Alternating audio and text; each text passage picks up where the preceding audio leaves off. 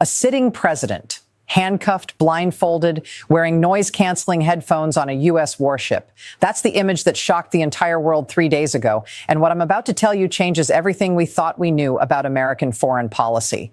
But here's what nobody's talking about. This isn't just about one dictator. This is about 303 billion barrels of oil, the largest reserve on Earth. And right now, the United States has just taken control of it. I'm going to walk you through exactly how this happened because the details are absolutely stunning. At 2:01 a.m. Venezuelan time on January 3rd, while Nicolás Maduro was sleeping in his heavily fortified compound at Fort Tiuna military base, over 150 U.S. aircraft launched from more than 20 different locations across the Western Hemisphere. Delta Force soldiers, accompanied by FBI agents, touched down at Maduro's palace. The lights of Caracas went dark. U.S. cyber capabilities had shut down the power grid. Now, what I'm about to show you changes the whole picture. Reports are confirming that the CIA had been tracking Maduro for months. They had a source close to him, someone who knew what he ate, where he slept, every detail of his daily routine. Trump himself called Maduro just 1 week before the strike, giving him one final chance to surrender. According to the president, Maduro came close to giving in, but stayed put. That was the gamble of his life, and he lost.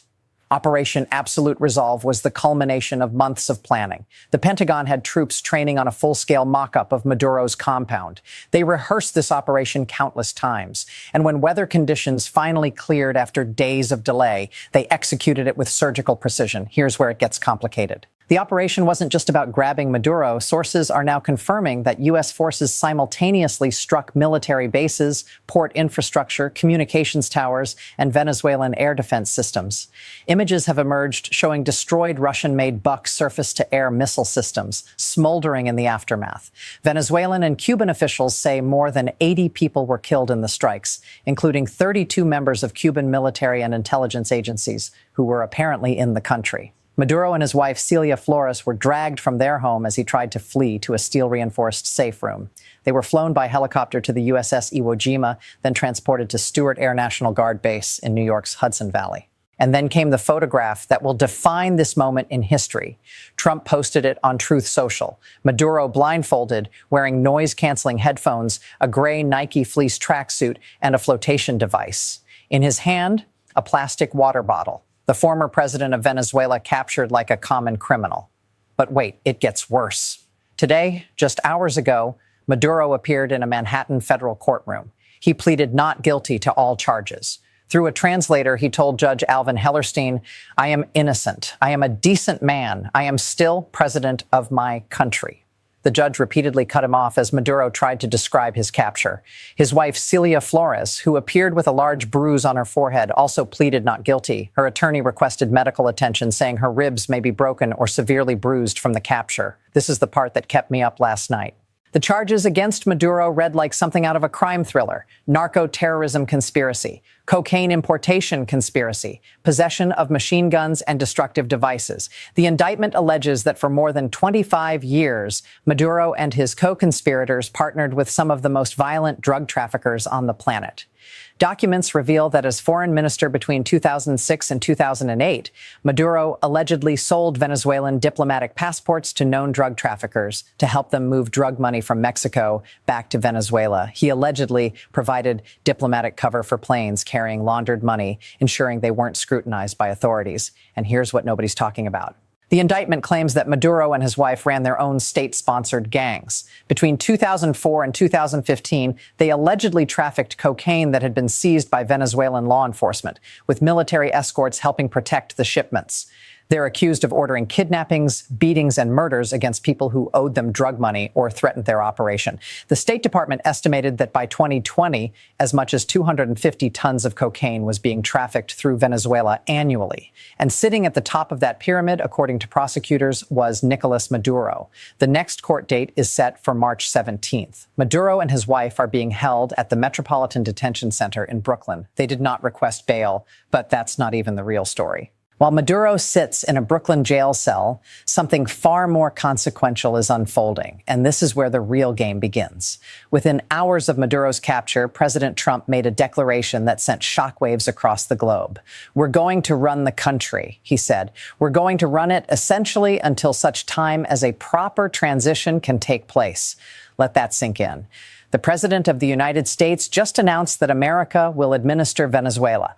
This hasn't happened since the 2003 invasion of Iraq, and then this happened. Venezuela's Vice President Delcy Rodriguez was ordered by the Supreme Court to assume the role of acting president. The military recognized her authority. She held a National Defense Council session surrounded by generals and demanded Maduro's immediate release. But here's where things get strange. Trump claimed that Secretary of State Marco Rubio had a lengthy conversation with Rodriguez and that she agreed to help.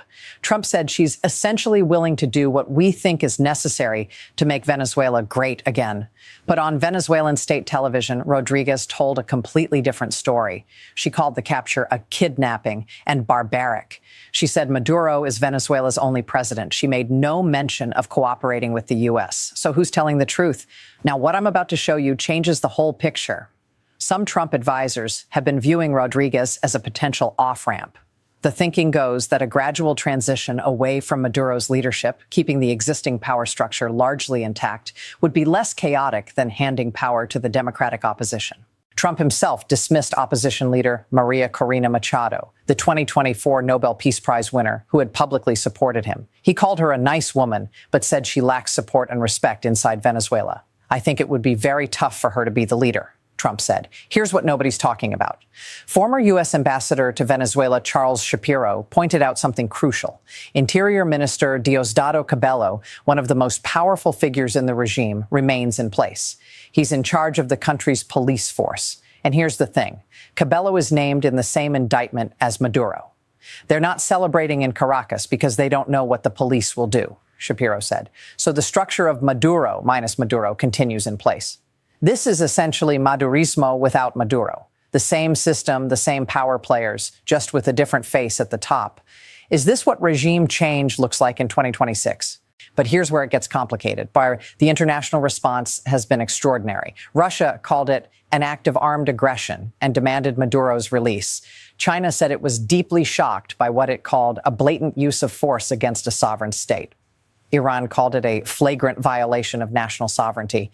Even America's allies are uncomfortable. UK Prime Minister Keir Starmer said he would shed no tears for Maduro, but stressed his support for international law. French President Emmanuel Macron initially said Venezuelans can only rejoice at Maduro's ouster, then walked it back, saying France neither supported nor approved the military operation.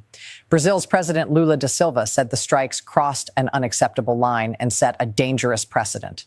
Mexico called it a violation of the UN Charter. And then this happened. Representative Jim Himes, the top Democrat on the House Intelligence Committee, pointed out something chilling. "Think of what Russia and China just learned," he said. "Russia and China just learned that all you need to do if you want to go into Estonia is to say that the leader of Estonia is a bad person. This is the precedent that has world leaders worried. If the United States can launch military strikes against a sovereign nation and capture its sitting president based on drug trafficking charges, what stops other powers from doing the same?" The Trump administration's justification?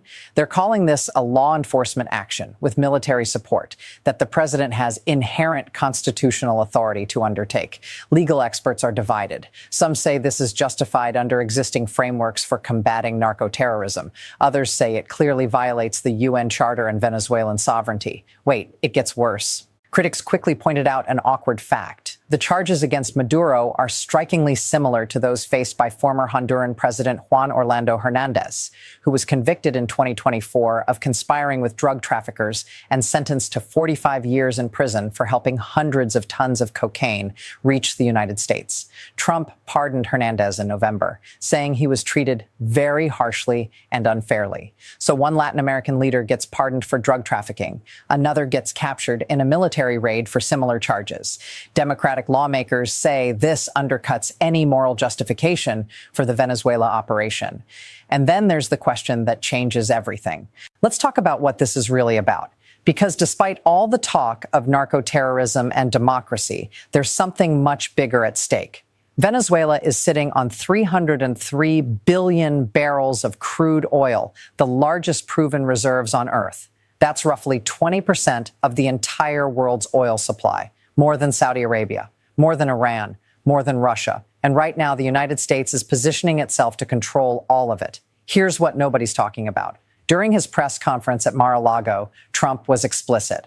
We're going to have our very large United States oil companies, the biggest anywhere in the world, go in, spend billions of dollars, fix the badly broken infrastructure, and start making money for the country. He added, "We built Venezuela's oil industry with American talent, drive, skill, and the socialist regime stole it from us."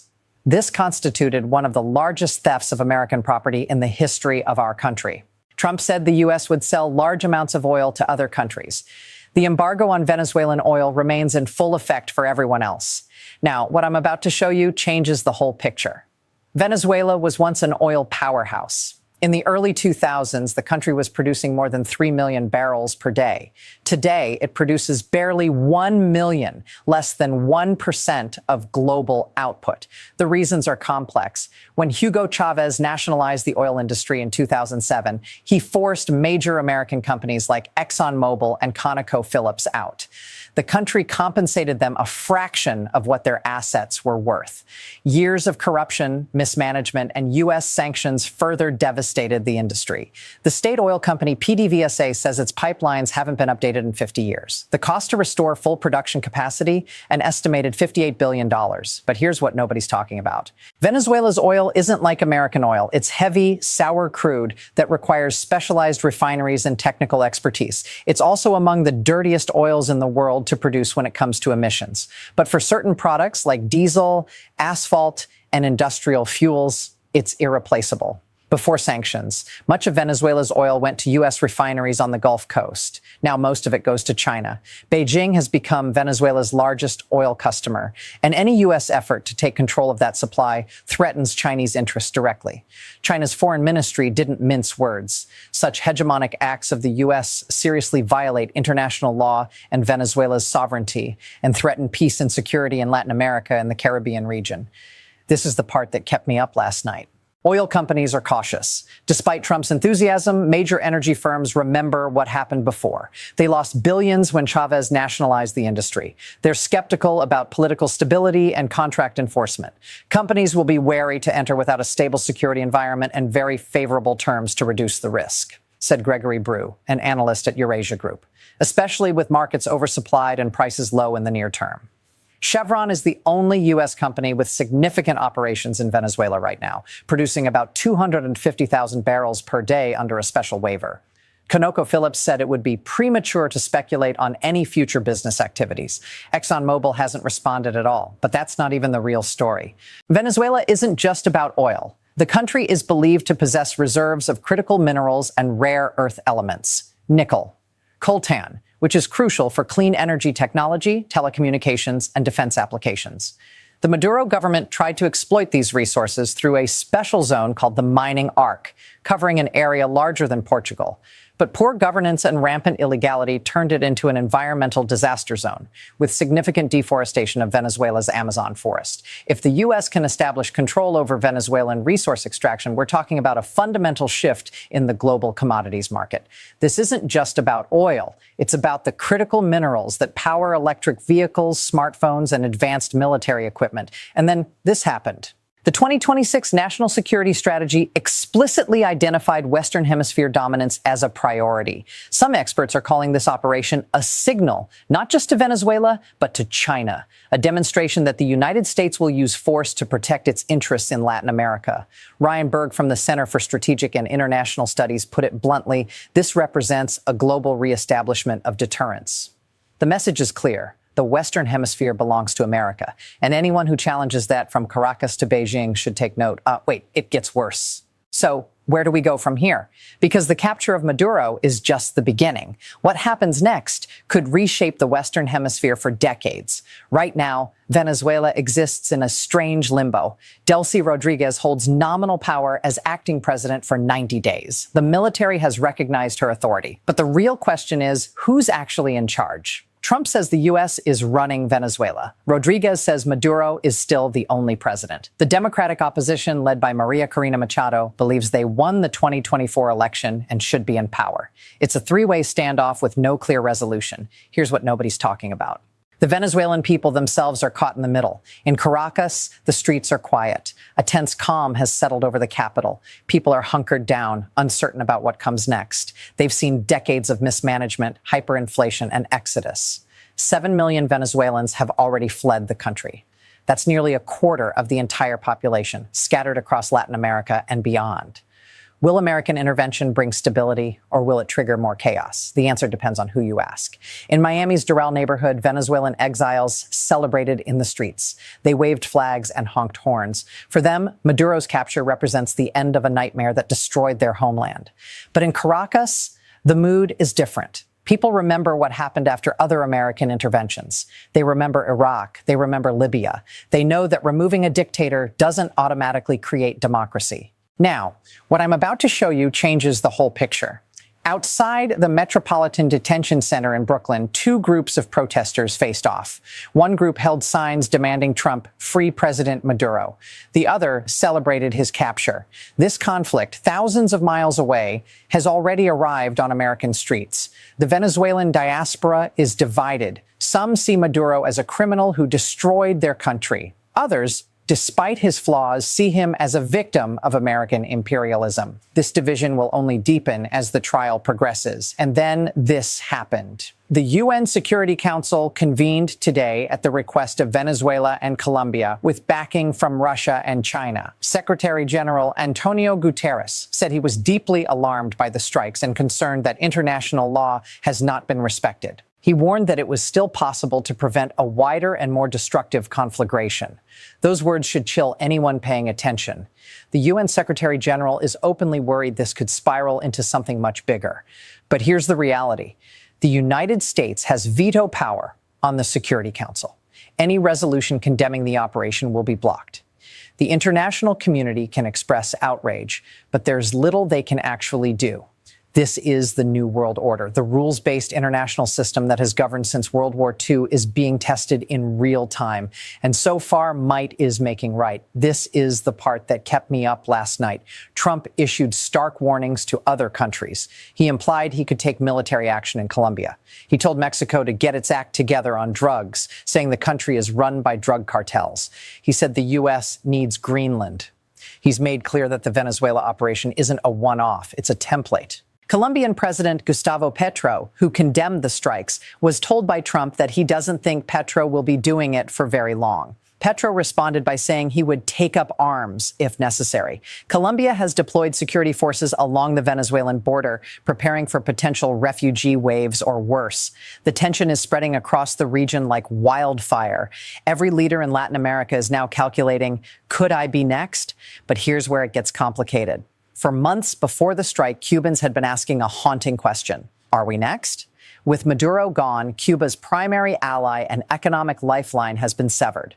The island nation has relied on massive aid packages from oil-rich Venezuela for decades. Cuban doctors, intelligence officers, and military advisors were embedded throughout Venezuela's government. Now, 32 of those Cubans are reportedly dead, killed in the U.S. strikes. And Cuba's economic situation, already desperate, just got exponentially worse. Reports suggest Cuba is very much in the Trump administration's sights. If Venezuela was phase one, where does phase two lead? Havana? Managua? The dominoes could fall quickly. And then this happened. The legal defense Maduro's team is preparing could set historic precedent. His attorney, Barry Pollock, the same lawyer who represented WikiLeaks founder Julian Assange, signaled they may argue that Maduro is entitled to head of state immunity. This is a fascinating legal question. Many countries still recognize Maduro as Venezuela's legitimate president. Russia, China, Iran, Cuba, and several Latin American nations never accepted the opposition's claims that the 2024 election was stolen. From their perspective, Maduro is still the rightful leader of a sovereign nation. The United States stopped recognizing Maduro in 2019, backing opposition leader Juan Guaido instead. The indictment refers to Maduro as Venezuela's de facto but illegitimate ruler. But international law is murky here. If a significant portion of the world's nations recognize someone as a head of state, does the U.S. get to unilaterally declare otherwise and prosecute them? If the court accepts the immunity argument, it would throw the entire prosecution into question. If it rejects it, it sets a precedent that sitting presidents can be captured and tried in American courts regardless of international recognition. Either way, this case will be studied in international law courses for generations. Legal scholars are already calling it the most significant test of sovereignty since Nuremberg. Wait, it gets worse. There's another legal problem the prosecution faces. Many of the charges rely on designations that were made after the alleged conduct occurred. Tren de Aragua, the violent Venezuelan gang mentioned in the indictment, was only designated as a foreign terrorist organization in February 2025. The Sinaloa cartel received the same designation around the same time. This means some of the narco-terrorism charges are based on retroactive application of terrorist designations. Defense attorneys will almost certainly challenge this. Can you charge someone with supporting terrorism for actions taken before the group was designated as terrorists? The legal battles ahead will be complex, lengthy, and unprecedented. Don't expect a quick resolution. Here's what nobody's talking about. While everyone focuses on Maduro, the other defendants remain at large. Diosdado Cabello, Venezuela's interior minister, is still in Caracas, still controlling the police. Ramon Rodriguez Chacin, the former interior minister, is free. Hector Guerrero Flores, the leader of Tren de Aragua, known as the Unspeakable, has a $5 million bounty on his head but hasn't been captured. Even Maduro's son, Nicolás Ernesto Maduro Guerra, who is also named in the indictment, appears to still be free. The U.S. captured the head of the snake, but the body remains intact. This raises an uncomfortable question. If the goal was really to dismantle a narco state, why leave these other defendants in place? Why is Cabello still running Venezuela's police force while facing the same charges as Maduro? The answer might reveal that this operation was never really about drugs. And then there's the fundamental question that changes everything. Maduro was a dictator. The evidence of electoral fraud in 2024 was overwhelming. His government presided over economic collapse, human rights abuses, and mass migration. Many Venezuelans are genuinely celebrating his removal. The UN's own fact-finding mission documented grave human rights violations and crimes against humanity under his rule. But the method matters. If the United States can simply invade countries and capture leaders it doesn't like, what's to stop other powers from doing the same? What happens when China decides a neighboring leader is inconvenient? When Russia finds another country's president unacceptable? Senator Tom Cotton dismissed this concern, saying Russia doesn't need any kind of pretext and has invaded Ukraine twice over the last 11 years. But that's precisely the point. Russia's invasions were condemned by the international community. America's action in Venezuela is being justified as legitimate. If both sides get to use force whenever they want, the entire post-World War II international order collapses. We return to a world where might makes right, where small nations exist only at the pleasure of great powers. The precedent set in Caracas will echo far beyond Latin America. Every authoritarian leader is now calculating whether they might be next. Every democracy is wondering if the rules still apply. So here's where I land on this. What we witnessed this weekend was historic. The most significant American military intervention in the Western Hemisphere since Panama in 1989.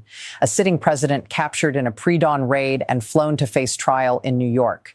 A superpower declaring it will run another country until it decides otherwise. The charges against Maduro may be legitimate. The evidence of narco-terrorism may be solid. The Venezuelan people may ultimately benefit from his removal. But the way this was done, the unilateral use of force, the capture of a sovereign leader, the dismissal of international law, this changes the rules of the game. We are entering uncharted territory. The world is watching to see what comes next. Will Venezuela stabilize under new leadership? Will American oil companies rebuild the shattered industry? Will other nations be targeted? Will the international community push back or simply accept this new reality? Maduro's next court date is March 17th. Between now and then, the fate of Venezuela and perhaps the entire concept of national sovereignty hangs in the balance. The Venezuelan people have suffered for decades. They deserve peace, prosperity, and genuine democracy.